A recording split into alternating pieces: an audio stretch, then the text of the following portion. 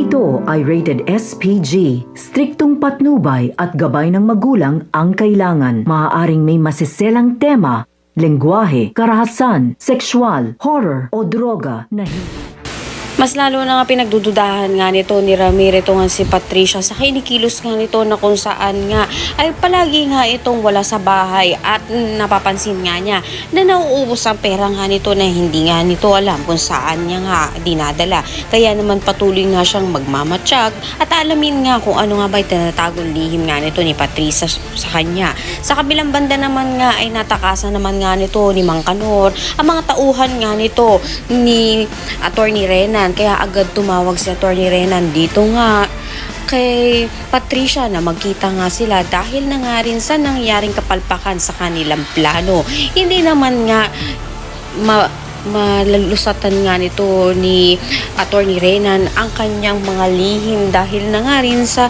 nauunahan na nga nito ni Lilet na pagdudahan na nga ito na may tinatago nga lihim ito sa kanila ni Era na kung saan nga tutuklasin nga niya ito lalong-lalo na nga dito nga sa Mang Kanor. Kaya naman pakatutukan nga natin dito kung matutuklasan na nga ba nito ni Lilet ang lihim nito ni Attorney Renan at masabi niya nga kay Era na ginagamit nga lang ito sa paghihiganti sa kanilang ina na si Meredith. Ang lahat na yan abangan natin. Maraming salamat sa inyo.